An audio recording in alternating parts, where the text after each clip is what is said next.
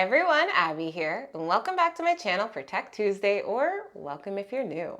Now today I'm going to be comparing the new Nintendo Switch 2 to the Nintendo Switch OLED to the original Nintendo Switch. I didn't want to get super technical in this video, so I'm just going to kind of go over the main differences in terms of the design and talk about kind of usability. And I'm going to give you guys a recommendation whether or not I think the Switch 2 is worth the upgrade, whether you're coming from a Switch or a Switch OLED. But before I get started, make sure to hit that subscribe button if you're not already subscribed so you can stay tuned to all my new videos dropping weekly and so you can help the channel grow. And in case you guys did miss, I recently did an unboxing of the new Nintendo Switch 2 here, so if you want to see everything that it comes with, you can check out my unboxing video coming up at the top right, also linked in the description below when you're done watching this. Alright guys, so the first thing I'm going to go into is the similarities between these systems so you can get an idea of what they have in common. All have built-in stands, they have speakers. If you do want to get an online membership, price for the online membership is the same between each console. Another thing they have in common is that they are all lightweight, compact, handheld consoles. They all connect to your Wi-Fi. Nintendo Switch 2 is back compatible, so you can use the old Joy-Cons. You can also connect your old Nintendo Switch Pro controllers, and they all are dockable. Coming into the differences between these consoles here, the first difference would be the size. The Nintendo Switch 2 here is the largest console that we got out of the three. So just lining them up from biggest to smallest here, you can see that there is a noticeable size difference. When it comes to the displays in particular, the Nintendo Switch 2 has a 7.85-inch display diagonally.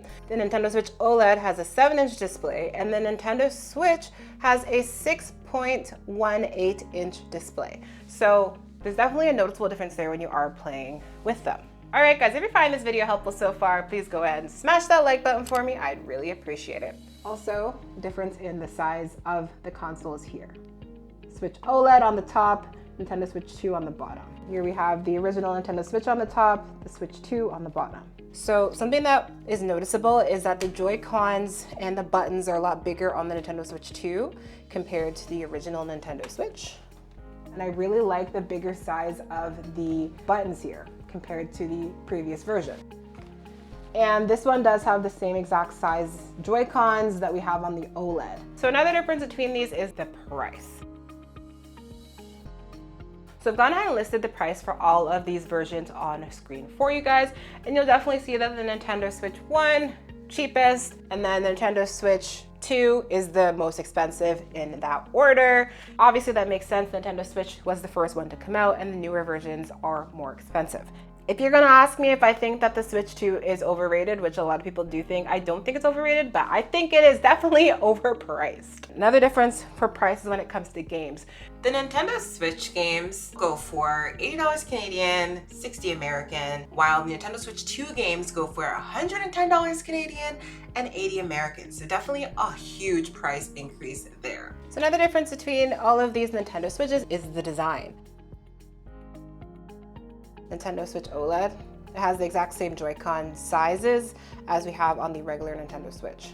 But you can see that the Nintendo Switch 2, definitely bigger. Now when it comes to the ports, you're not gonna find much of a difference there. At the bottom, we do have our power. That is the same throughout all of them. Nintendo Switch 2 has a way better sound system, just sounds a lot better. Coming over to the top here, we can see that they all have power buttons, volume rocker, up and down.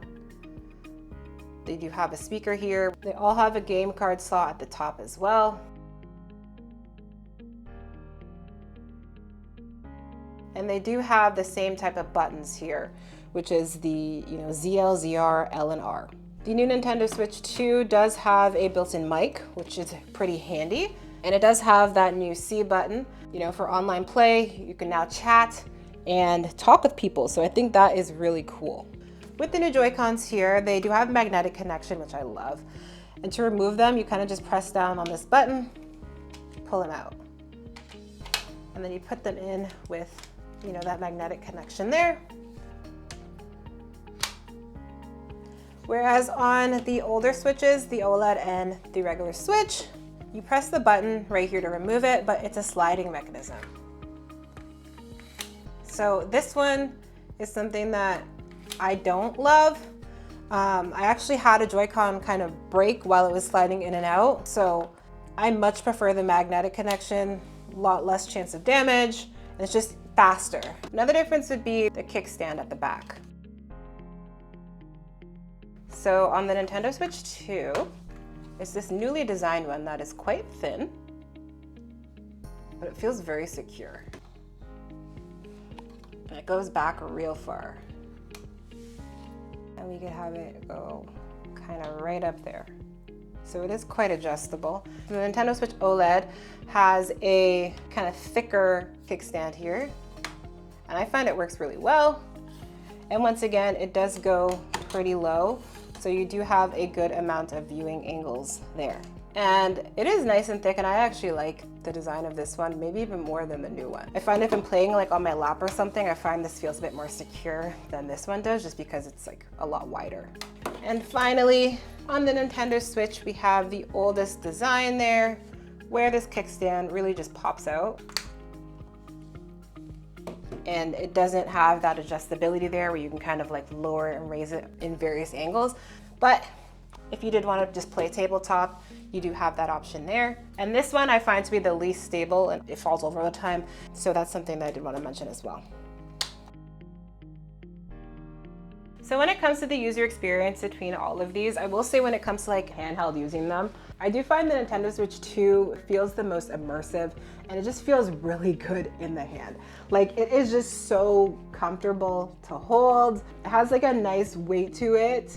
Honestly, if you're getting this for like a child, they might have a bit of issues if they're like young, because this gets heavy. I do like that the Nintendo Switch OLED and the Nintendo Switch are lighter. I find that this one, if I'm playing handheld, I honestly don't want to hold it for as long because it is quite a bit heavier. And this one is the lightest one, but it does have a nice hand feel to it. It's comfortable to use.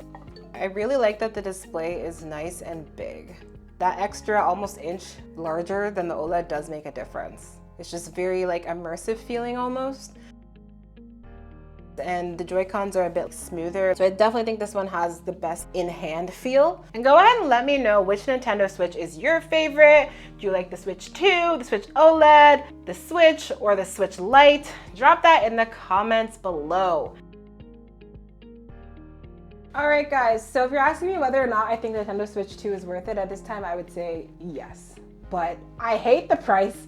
I hate it. It's way too expensive. If you have a Switch OLED, honestly, I probably wouldn't run out and buy the Switch 2 because as of this point, there's not all that many games for the Nintendo Switch 2 that you can play. But the Nintendo Switch OLED has hundreds of games, and you can get them in some really cool editions, like the Splatoon one I have here, really cool color combinations, and it has an OLED display, which the Switch 2 doesn't.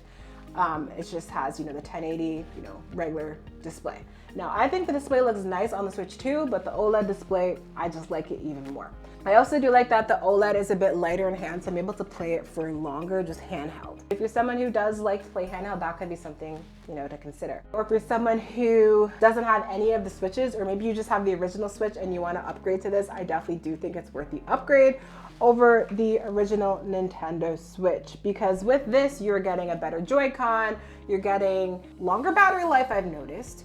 You're getting a larger display, and you're getting way better speakers, and you're getting more of an online experience, you know, with that chat feature that's new built in, was pretty cool. For me, Nintendo is my favorite console. I have a majority of the Nintendo consoles, starting at, you know, the N64 coming up to now with the Switch 2. So that's my recommendation for you. If you want the Switch 2, I'd say buy it because it is great. And playing Mario Kart World on this has been awesome.